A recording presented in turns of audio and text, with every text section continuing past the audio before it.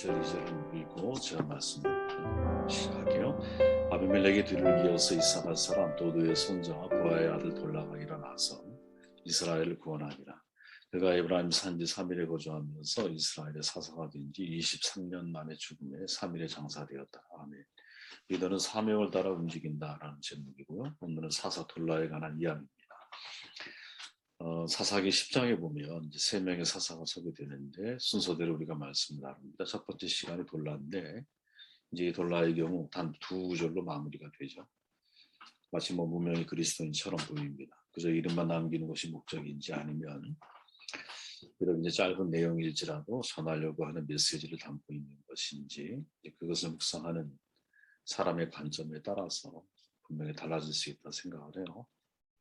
성경에 이제 난제가 뭐냐면 인물을 소개하는데 그 인물에 대한 설명이 없을 때 이름만 소개하고 넘어가는 건지 아니면 그 인물을 통해서 어떤 메시지를 우리에게 전달하려고 하는 것인지 이것은 이제 쉽게 넘어갔을 때 물론 자료가 없으면 발견할 수 없겠죠. 자료가 짧은 구절이지만 암시하는 내용이 많이 있다라고 가정을 하면 사실은 중요한 메시지를 그 사람들이 담고 있을 확률이 높다라는 거죠. 저는 개인적으로 성경에 물론 유명한 사람도 우리가 주목해야겠지만 기록이 별로 없는 무명한 사람들에 대한 관심이 더 많거든요. 어느 분의 말처럼 하나님이 평신도를 가장 사랑하기 때문에 평신도를 가장 많이 세우시는 거죠. 저는 그 믿음을 가지고 있습니다. 한 명의 영웅이 세워지기 위해서는 정말로 작은 영웅들이 많아야 되잖아요. 그 작은 영웅들이 영웅을 만들어주는 거죠. 그런 관점에서 무명해 보이는 사람에 대해서 주목해야 되지 않겠나? 돌라가 누구일까? 23년 동안 그가 한 일이 뭘까? 질문을 가지고 성경 본문은 2절밖에 없으니까 그것을 따라 함께 말씀을 나누었으면 좋겠습니다. 첫째로 돌라는 에브라임 지파를 섬긴다라는 게 우리가 주목해야 할 관점이라는 거죠. 기드온의 아들 아비멜렉으로 인해서 우리가 이제 앞에 살펴봤지만 아주 피비린내 나는 내전이 이제 끝났죠. 근데 이사갈 지파 사람 돌라가 일어나서 이스라엘을 구원하고 에브라임의 3일이라고 하는 지역에서 장사되었다 이렇게 증언을 하죠. 단 2구절밖에 할애하지 않으면서 이제 그 내용에 그가 이사갈 지파 사람이라는 것, 도도의 손자 부하의 아들이라는 것, 또 에브라임 3일이라고 하는 곳에서 장사가 되었다라는 것, 이거를 기록을 하고 있다라는 거예요. 바울은 디모데에게 여러분 이제 끝없는 족보에 정신이 팔리지 말 것을 권고하잖아요. 디모데전서 1장에 보면 몇 건 쓸데없는 논쟁을 일으키고 하나님의 구원의 큰 계획에는 아무런 도움이 되지 않아 이렇게 충고를 해요. 그런 점에서 차라리 이제 이 역사가도 누구로부터 이스라엘을 구원했는지 돌라가 그의 업적을 기록하는 것이 훨씬 더 낫지 않을까 이런 생각을 하게 되죠. 그럼에도 사사기 역사가들이 돌라의 지파 족보 기록하는 이유가 뭘까? 간단하죠. 그가 잘 알려진 집안 사람이라는 것을 이야기하려는 것이 아니겠어요, 그죠? 유명한 가문이라는 거죠. 물론 성경에 이제 자세히 등록이 기록에 나와 있지는 않지만 할아버지를 이야기하고 아버지를 이야기하는 이유는 그가 그래도 유명한 가문이라는 거예요. 잘 알려진 가문이라는 거죠. 유복한 집안의 돌라가 고향을 떠날 만한 사연이 사실은 전혀 없다라는 것을 이야기하려고 하는 것이 아닐까 이런 생각이 든다는 거예요. 이사갈 지파 사람이면서 왜 에브라임 지파 산지에서 살았을까? 그 이유를 논하기 전에 한 가지 분명한 사실이 있죠. 돌라는 이사갈 지파 자기 기업이 있는 곳을 떠나서 어디로? 에브라임 지파 이제 별로 알려지지 않은 3일이라고 하는 산지에서 마지막 죽음을 맞았다. 이런 내용이죠. 사명을 따라 움직이는 사람이라는 거죠. 네. 사명을 따라 우리가 인생을 살아가는 사람이냐 아니면 내가 생활을 따라 인생을 내가 살아가는 성공을 따라 인생을 살아가는 사람이냐 이거는 우리가 사회생활을 했고 사회생활 속에서 신앙생활을 하는 과정에서 항상 언제나 던져야 중요한 질문 가운데 하나라고 생각이 돼요. 초대교회 바나바가 여러분 이방인의 첫 교회 안디옥 교회를 섬기려고 예루살렘을 떠나잖아요, 그죠? 바나바 당시에도 바나바는 되게 예루살렘 교회에서 유력한 위치에 있는 사람이거든요. 안디옥에서 이방인들과 함께 지내면서 또 다른 지역의 이방인들에게 복음을 전하기 위해서 선교 여행을 떠나거나 업무차 예루살렘을 방문한 후에는 평생 이 바나바가 안디옥에서 보낸 것으로 성경은 말해주고 있거든요. 생각해 보면 유무상통의 삶을 그게 전통이 되어 있던 그 초대교회에서조차도 우리가 잘 기억하지만 이방인에 대한 편견에서 자유롭지 못한 시대였거든요. 아무도 가려고 하지 않는 이방인 교회를 섬기기 위해서 선뜻 안디옥으로 떠났다? 이건 쉬운 일이 아니에요. 더군다나 우리가 잘 알지만 그의 소유를 예루살렘 교회를 위해서 사도들의 발 앞에 내어놨던 첫 번째 인물이 바나바잖아요. 이거 뒤로 역으로 말하면 공헌한 일이 많다는 거죠. 예루살렘 교회에. 내가 공헌한 일이 많을수록 애정이 당연히 생기는 것 아니겠어요? 재물이 있는 곳에 마음이 있는 거 아니에요. 물론 재물이 하나님이 주신 거라는 신앙 고백을 통해서 그 일을 행했겠지만 어쨌든 인간적인 관점에서 놓고 볼 때는 내가 그만큼 애를 쓰고 수고하고 땀을 흘리면 그만한 애정이 있기 마련 아니겠어요? 또 그만한 애정의 뒷면 속에서는 그만한 보이지 않지만 보상, 인정 이런 욕구가 누구나 있는 것 아니겠어요? 그죠? 그런데 이거를 다 뒤로 두고 어떻게 아무도 가려고 하지 않는 이방인 그 교회를 가고 있다라는 거죠. 그리고 거기서 바나바가 거의 거기서 평생을 보내면서 인생을 살고 있다라는 거죠. 참 대단한 모습이라고 저는 생각하고 쉬운 일이 아니에요 이게. 근데 이 바나바보다 훨씬 더 수백 년 전에 돌라라고 하는 사람이 하나님의 사사로서의 부름을 받고 자기 고향 땅을 떠나 에브라임 땅에서 사역을 해요. 이게 어려운 일이라는 거죠. 왜? 우리가 사사의 출발을 알지만 각 지파가 다 땅이 분배가 되고 지파에서는 어떻게 땅이 분배가 돼? 가족들마다 땅이 분배가 되잖아. 그 기업을 놔두고 내가 혼자 떠난다라는 건 어려운 일이죠. 참 쉬운 일이 아니거든. 그런데 돌라는 떠나고 있다라는 거죠. 그러니까 사람에겐 여러분 두 가지 길이 저는 항상 있다고 봐요. 하나는 성공을 내가 찾아가는 길이고 또 하나는 사명을 내가 지향하는 길이거든요. 사람의 본능은 여러분 성공을 지향하는 길을 가라고 해요. 근데 성경의 말씀은요 사명을 지향하는 길로 가라고 해요. 성공을 지향하는 길은 실패하면 말할 것도 없고 성공해도 그 인생이 빛이 나지 않아요. 왜? 나 스스로 나 혼자 인정받고 끝나는 거예요. 나 스스로. 그러나 사명을 지향하는 길은 성공하면 말할 것도 없고 실패해도 그 인생이 빛나는 법이에요. 이건 제 말이 아니에요. 바울이 이렇게 말하잖아요. 고린도전서에서 내가 자의로 이것을 행하면 상을 얻으려니와 내가 자의로 아니한다 할지라도 나는 사명을 받았다. 자의로 행해도 상을 얻고 자의로 아니할지라도 상을 받는다. 이때 자의로 행하는 게 뭐예요? 그 앞에 본문 내용을 보면 사명의 자리에서 복음을 전하는 거예요. 그러니까 무슨 말이냐? 내가 복음을 전하는 것이 자의에 의해서 행하는 것이든 타의에 의해서 억지로 내가 그 일을 하게 된 일이든 간에 그거는 하나님 앞에 내가 상을 받는 거라는 거죠. 왜? 내가 사명의 자리에 서 있는 것이기 때문에. 참 많이 묵상해야 할 내용이라고 생각을 해요. 확대 해석해보면 그런 거죠. 실패해도 성공해도 내가 사명의 길을 걷고 있는 한 그거는 하나님 앞에 값지고 빛난 인생의 길을 걸어가는 거죠. 아인슈타인 잘 아시잖아요, 여러분. 그에 관한 일화가 있잖아요. 조국 이스라엘에서 대통령직을 제의를 받아요. 만장일치로 국회 통과가 되고 추대를 냈죠. 근데 아인슈타인이 그 모든 걸 다 거절을 해요. 그리고 물리학적인 길을 걸어가거든요. 멋진 일이죠. 사명의 길을 선택을 하는 거지. 그래서 개인적으로 좋아하는 인물이지만 카릴티라는 사람이 인간 생애 최고의 날은 내 사명을 발견하는 날이다. 이 말을 여러분들 기억하시길 바랍니다. 돌라는 이사갈 기업을 내려놓고 자기 기업을 내려놓고 에브라임에서 인생을 살아 거기서 마무리가 되다. 이 중요하게 우리 주목해야 할 내용입니다. 두 번째, 아비멜렉의 뒤를 이어서라는 구절을 여러분 우리가 주목해야 돼요. 그죠?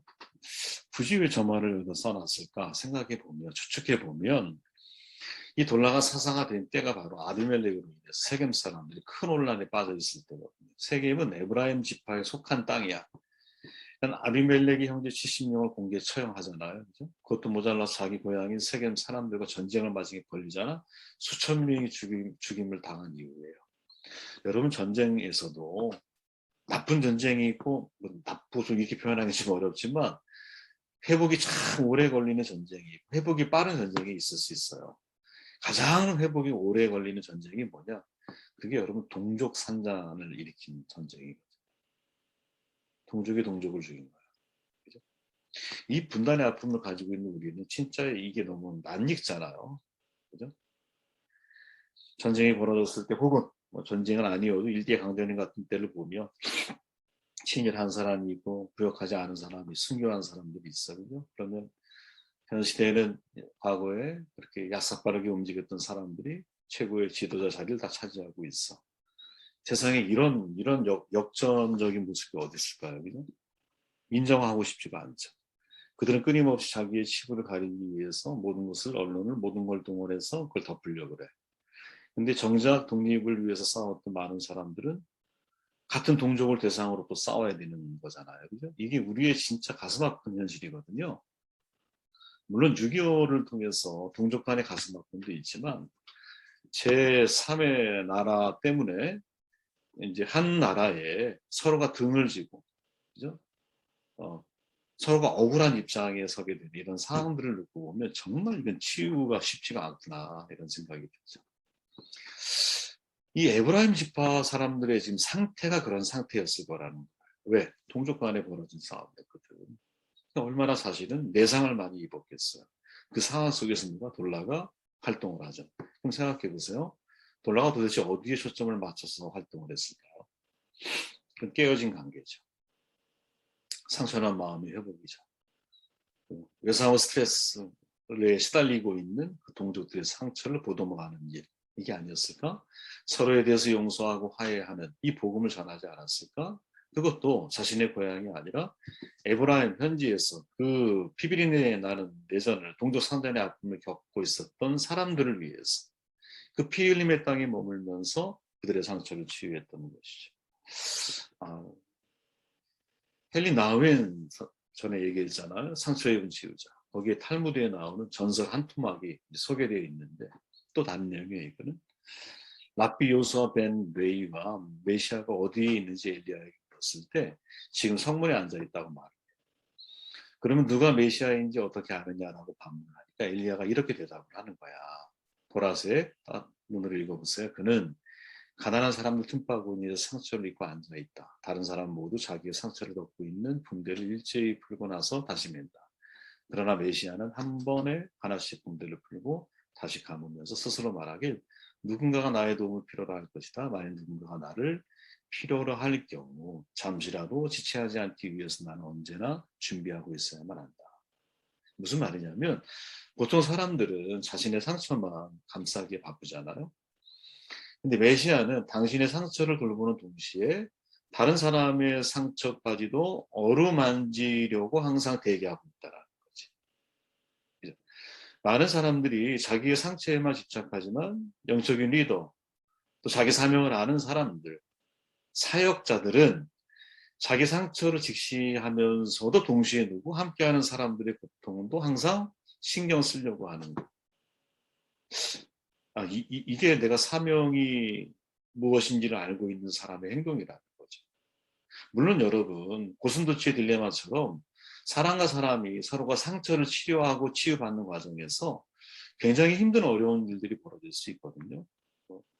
교회나 그런 일을 해보신 분들은 다 한두 번쯤 경험을 해보셨겠지만 내가 상처 입은 치유자로 다른 사람을 치유하고 도와주려고 할 때 때로 상대의 상처가 나에게 엄청난 이렇게 오히려 내가 더 많이 내상을 입을 때가 있어요.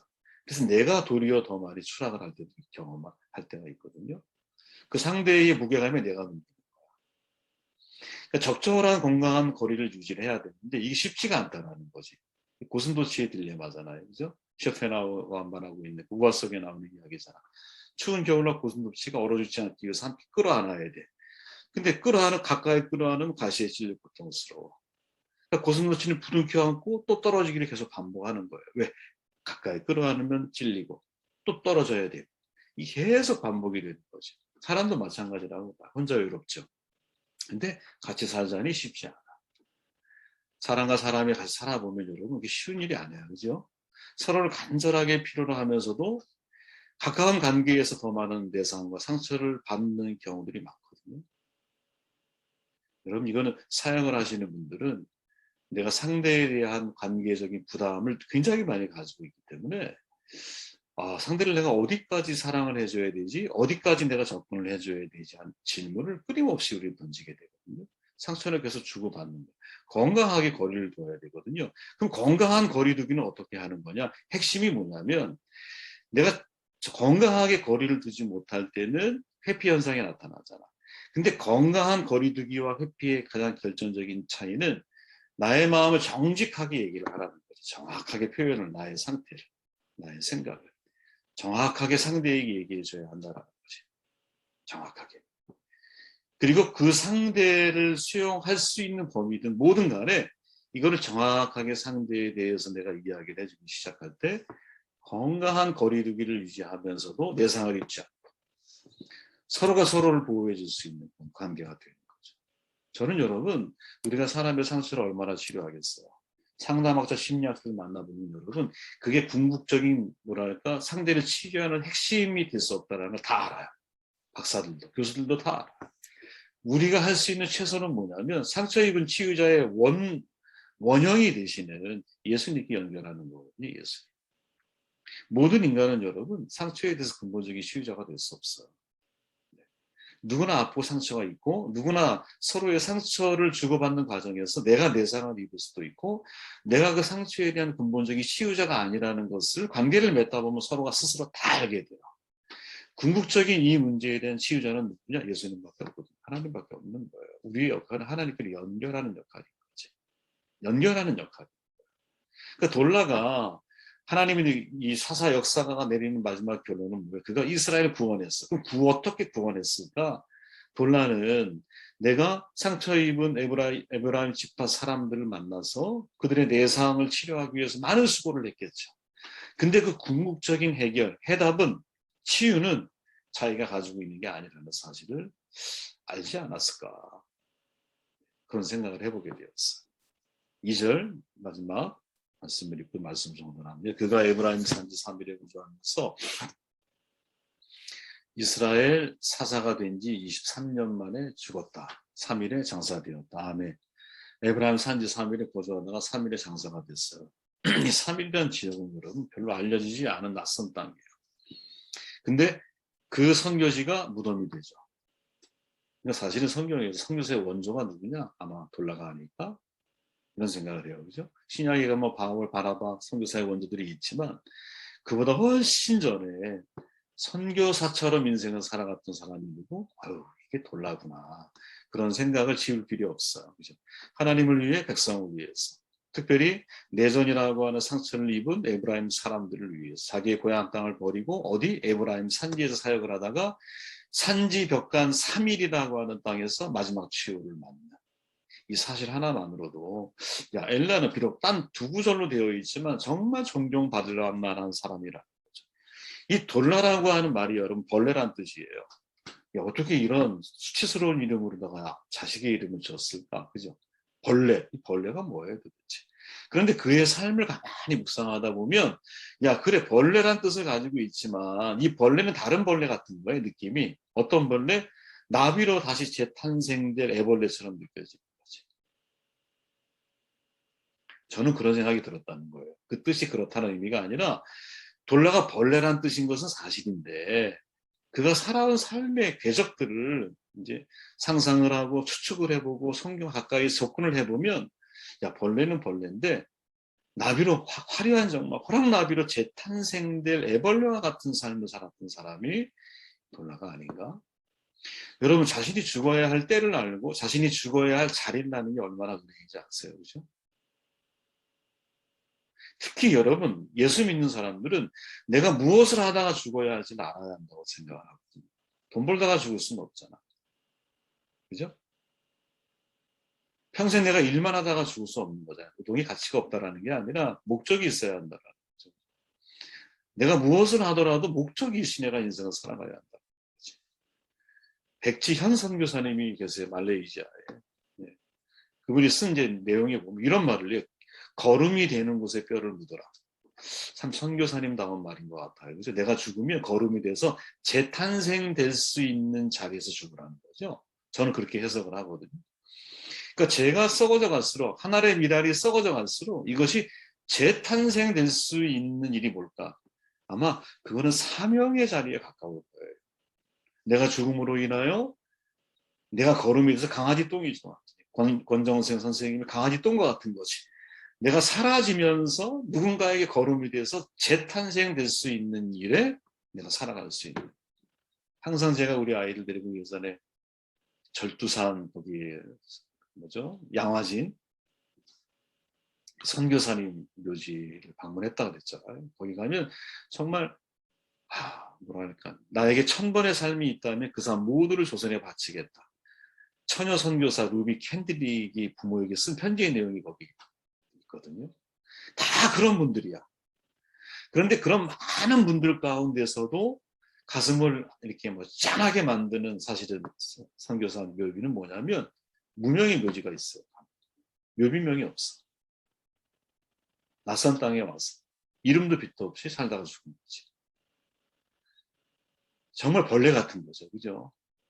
근데 그 죽음이 과연 의미가 없을까? 그건 아니라는 거. 그 100주년 기념 교회에서 그 양화진 선교사 무덤이 있는 그 교회에서 목회하셨던 분이 계시잖아요. 지금 은퇴하셨죠. 이재철 목사님이라고. 그분이 어느 강연 중에 목사가 목사에게 던진 7가지 질문이라고 하는 내용을 쭉 강연을 하신 적이 있어요.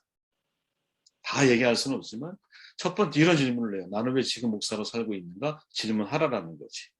경제적으로 아무 수익이 없어도 하나님이 내게 맡겨주신 한 명의 내 인생, 한 명에게 나의 인생을 드리는 이 소명인이기 때문에 내가 목사로 사는 것이냐? 질문하라는 거예요.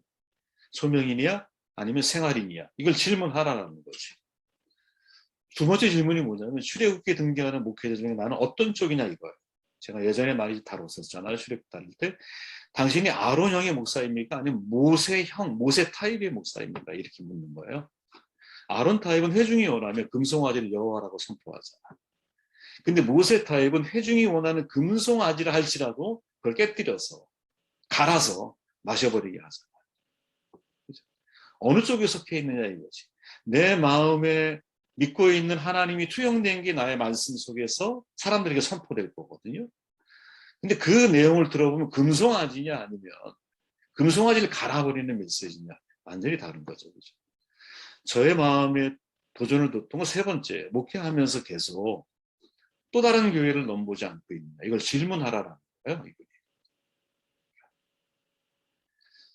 현재 목회 현장을 뼈를 묻을 곳으로 생각하지 않고 좀 더 좋은 쪽을 바라보면서 내가 기웃거리고 있지 않은지. 네. 대부분 목사님들이 여러분 자신이 목회하는 교회보다 더 큰 교회의 청빙을 받게 되면 어떤 이유를 대서라도 승낙하고 자리를 옮기거든요. 그렇죠? 내가 있던 교회보다 뭐 10분의 1, 100분의 1 되는 교회에서 청빙을 하면 누가 그거 쉽게 결정할 수 있겠어요. 100명에 제가 볼 때 99명은 다 전자의 선택을 할 거야. 그죠? 나보다 더 큰 교회가 청빙을 하면 그런 들 무수히 많죠. 그러면 어떤 이유를 대서라도 하나님의 뜻을 의논하면서 글로 옮기죠. 근데 그게 하나님의 뜻이냐? 아니라는 거죠. 뼈를 묻을 곳이라고 생각하지 않는 것, 이게 위험하다는 것이. 돌라, 참 딱 두 구절인데 여러분.